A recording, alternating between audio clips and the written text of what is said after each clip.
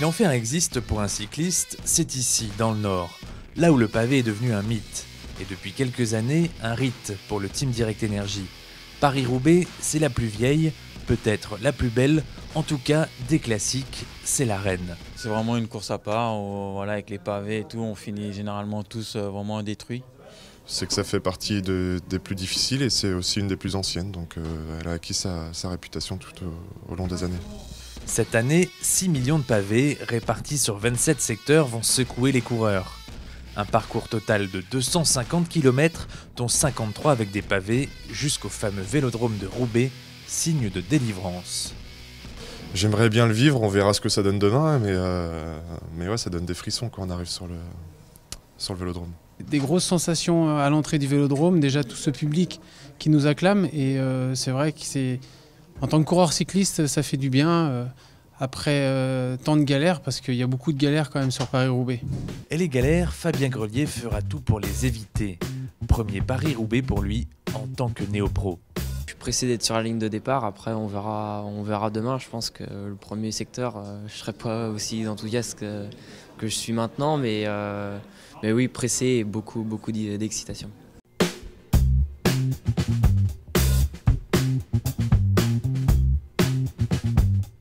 Pour le team, Paris-Roubaix, c'est un rendez-vous incontournable.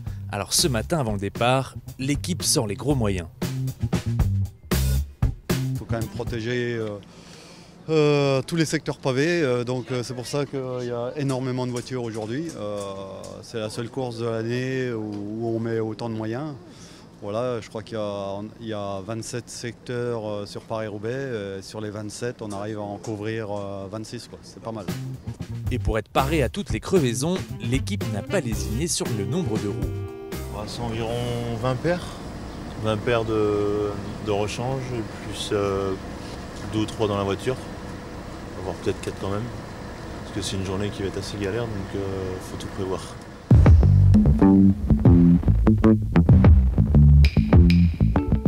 D'ailleurs, une nouveauté s'est invitée dans l'équipe, le frein à disque.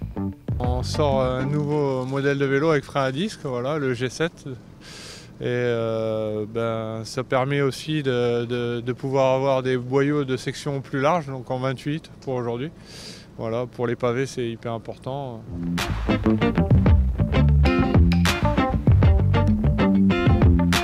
À peine monté dans le bus, c'est l'atelier médical qui commence. Pour lutter contre les secousses des pavés, c'est strapping pour tout le monde. Le but du strapping, bien sûr, c'est d'atténuer les vibrations, puisque dès qu'il y a un pansement circulaire, dès qu'il y a une compression circulaire, les vibrations sont freinées, voire arrêtées. Et ensuite, il y a un effet de maintien aussi de l'articulation, puisque pendant 5-6 heures, voire un petit peu, voire un petit peu plus, rectification de Adrien, qui vont un petit peu recevoir, comme on dit.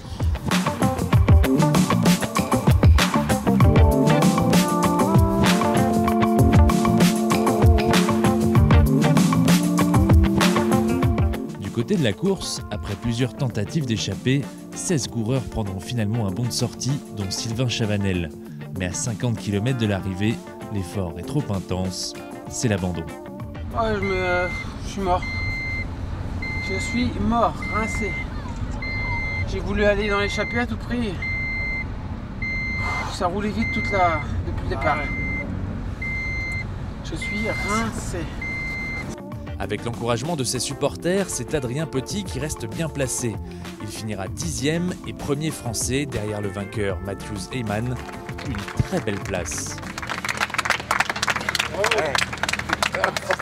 Oh le bonheur. Ok, champion. Tu m'as mis le frisson à Gruison, couillon. Putain. C'est vrai? Bon, Adri, comment as-tu? Ouais.